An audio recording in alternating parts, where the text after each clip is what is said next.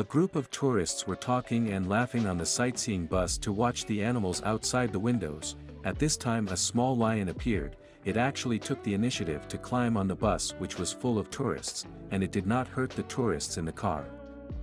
What did the lion want to do? And what happened after this in the end? In order to protect wildlife and the ecological environment, humans have established the wildlife parks, as a way to protect in captivity of many wild animals, these wild animals in captivity by humans. Many of them have lost their wild nature, their character have begun to become docile. However, there are still some unpredictable dangers in close contact with them, especially fierce big cats like lions. Their temperament is unstable and irritable. It is difficult to predict what they would do next, so many safari parks do not allow visitors to enter the lion park to play with lions. But in South Africa there is a special zoo. This zoo not only allows visitors to get close to the lion in the park, but the lion has never hurt a visitor. In South Africa's Crimean Tegan Wildlife Park, there is a special lion cub named Philia, who not only does not hurt visitors to the park, but also enjoys close contact with them. Philia is a semi-adult 2-year-old male lion cub. When Philia was young, it was the weakest of its brothers, so it was abandoned by its mother. Philia had no source of food and could not even find water. Soon this hungry and thirsty lion cub was dying on a dry grass pile. But the merciful God did not abandon the lion cub. And Oleg Zubkov, the director of the Crimean Tegan Wildlife Park, found the dying cub while he was out on an operation. Oleg Zubkov, who loves wildlife, could not leave the poor lion unattended, so he did not hesitate to take Philia back to the zoo for treatment. Philia's body was fine, but the long period of malnutrition made its already weak body even more fragile, and it needed a lot of care to recover. So Oleg Zubkov took on the responsibility of feeding the little Philia, and he fed the lion every day on time. Even though he was busy with his work, he still found time to spend with Philia. And little Philia grew up healthily under Oleg Zubkov's care because Philia has been with Oleg Zubkov, a human, since it was a child. So it was already familiar with the human scent and it was very friendly to humans. But little Philia was also afraid of being alone because of its tragic experience. It wanted to stick with humans every moment and got people's attention. The careful Oleg Zubkov noticed this and knew that Philia could not adapt to life in the wild anymore, so he kept Philia in the park. Considering the special nature of Philia, they especially built a special lion park for Philia to get close to visitors who came to play with it. Obviously Philia was very satisfied with the decision of Oleg Zubkov. Well, in the video, after seeing Oleg Zubkov brought a sightseeing car of tourists, it immediately took the initiative to climb on the sightseeing car, hugged Oleg Zubkov and the car of tourists one by one. It was as well behaved and docile as a large cat. The tourists were also very flattered, but they all responded by giving Philia its favorite hug.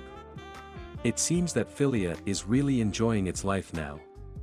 It's also great to see humans and animals living in harmony like this. In fact, there are many examples of people like Philia who can live in harmony with humans, but not everyone can enjoy such close encounters either. While getting up close and personal with wildlife must be any wildlife lover's dream. It may not be as close as the Irish tourist in this story below. On a hunting trip in Kenya's Masai Mara Reserve, an adult wild cheetah got too close to him, which made him uncomfortable, and it took him by surprise. The moment was captured on camera, and it was so thrilling. Mickey McCartan from Ireland was on a hunting trip with his friends, and it was then that Mickey McCartan and his friends came across the Masai Mara's most famous cheetah family. And everyone in the group was so flattered that they all immersed themselves in admiring the fierce and mysterious felines. The cheetahs also showed a strong interest in these strange humans. The cheetahs didn't seem to be afraid of Mickey McCartan and his friends at all. They approached their car as if they wanted to observe them closely, and there was even a bold cheetah who jumped on Mickey McCartan's jeep. Mickey McCartan's friends were stunned by the thrilling scene and they held their breath, watching closely what was happening. Everyone was fearing for Mickey McCartan's safety. Mickey McCartan was also simply stunned. He didn't expect such a bold cheetah to jump on his car. Mickey McCartan was very nervous and scared because he didn't know what the big cat would do next.